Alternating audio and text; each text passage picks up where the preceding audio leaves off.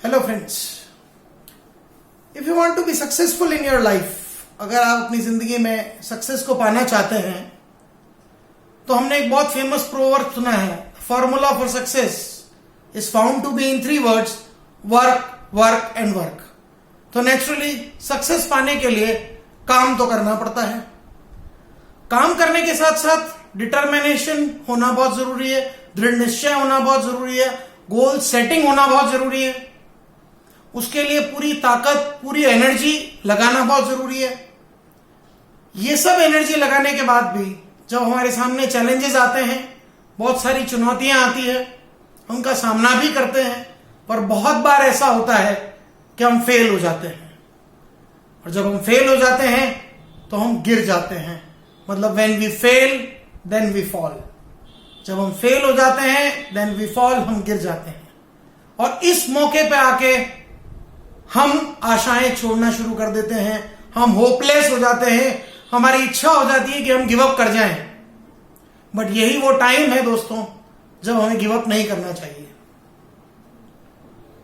Let's take a story. मैं आपके सामने एक स्टोरी रखता हूं।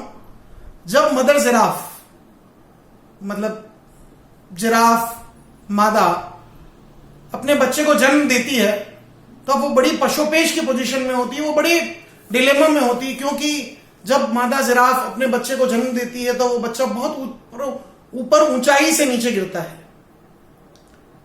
और वो बच्चा जब ऊंचाई से नीचे गिरता है तो गिरते ही उसे कुछ सुध-बुध नहीं रहती, क्योंकि उसको पता ही नहीं पड़ता है मैं कहां से गिर गया इतनी, क्योंकि मादा जिराफ की हाइट बहुत ज्यादा होती है, ऊंचाई बहुत ज्यादा होती है। नीचे गिरते ही मादा जिराफ क्या करती है, अपने बच्चे को संभलने का मौका नहीं देती है और उससे सबसे पहले एक जोर से किक मारती है। जैसे ही उसको वो किक पड़ती है, वो मादा जिराफ का बच्चा थोड़ी दूर पर जाके गिर जाता है। वो जैसे ही वहां जाके गिरता है, उसी वक्त मादा जिराफ दौड़ती हुई वापस जाती है, वापस अपने बच्चे को फिर से एक और किक मारती है। इस वक्त वो मादा जिराफ का बच्चा सोचता है ये क्या हो रहा है, मैं तो दुनिया में कहां आया और आते ही पहली किक, दूसरी किक। अब वो सोचना चालू करता है कि अगर मैं उठ के खड़ा नहीं हुआ तो मुझे तीसरी किक भी मिलने वाली है। तो वो कोशिश करता है कि मैं उठ के खड़ा हूं, और इतने में ही उसकी मदर फिर से आती है, उसको खींच के एक किक और लगा देती है। फिर से वो बच्चा थोड़ी दूरी पर जाके गिर जाता है। पर इस वक्त उस बच्चे के दिमाग में ये क्लियर हो चुका होता है कि भैया मुझे मेरे पैरों पे खड़ा होना पड़ेगा, अगर मैं खड़ा नहीं हुआ तो मम्मी आएगी, एक किक और मारेगी। इस वक्त बच्चा पूरी ताकत लगाता है अपने पैरों पे खड़े होने की, और अपने पैरों पे खड़े होकर थोड़ा चलने लग जाता है। जैसे ही वो चलने लगता है, मदर जिराफ फिर से आती हैं, फिर से उसको एक किक मारती है, फिर से वो थोड़ा दूर जाके गिरता है, पर इस बार वो पूरी ताकत से खड़ा होके और चलने के बजाय थोड़ा थोड़ा दौड़ना चालू कर देता है। और जैसे ही वो ये करता है, मदर जिराफ उसके पास जाती है, उसको चूमती है, उसको गले लगाती है, उसका आलिंगन करती है और कहती है मन ही मन कि हाँ, ये इसीलिए मैंने उसको किक मारी। अब आप सोचिए कि मदर जिराफ ने उसको किक क्यों मारी होगी। क्योंकि मदर जिराफ को मालूम है कि इस जंगल में बहुत खतरनाक जानवर रहते हैं। शेर भी है, चीते भी है, बाघ भी है, भेड़िए भी हैं, और नवजात बच्चों, नवजात प्राणियों का मांस इन सबको बहुत पसंद होता है।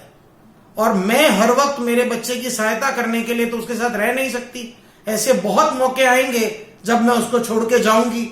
तो मदर जिराफ ये सिखाने के लिए अपने बच्चे को लगातार किक मारती रहती है, जब तक कि बच्चा अपने पैरों पे खड़ा ना हो जाए और दौड़ने ना लग जाए। इसलिए प्यारे दोस्तों, जीवन में बहुत चैलेंज आएंगे, बहुत कठिनाइयां आएंगी, और कभी उन कठिनाइयों का सामना करते हुए कभी आप फेल हो जाएं, आप हार जाएं, आप नीचे गिर जाएं, तो ठीक उसी वक्त अपने मदर जिराफ वाली कहानी को याद कीजिए कि जिस तरह से मदर जिराफ अपने बच्चे को बार बार लात मार के खड़ा करती है, उसी तरह से हमको पूरी ताकत के साथ खड़े होना है, पूरी ताकत लगानी है और बार बार खड़े होना है। कभी भी आशा नहीं छोड़नी है, हमको गिव अप कभी भी नहीं करना है, क्योंकि हमारी सफलता का सबसे बड़ा शत्रु निराशा है, होपलेसनेस है। जिस दिन हमारे दिमाग से निराशा निकल जाती है, हम आशाओं से भर जाते हैं और नेवर गिव अप वाली पॉलिसी फॉलो कर लेते हैं, हम जीवन में सक्सेसफुल भी बन जाएंगे और बहुत सारी ऊंचाइयों को भी प्राप्त करेंगे। इसलिए always remember mother giraffe and the kick. Thank you, have a great day.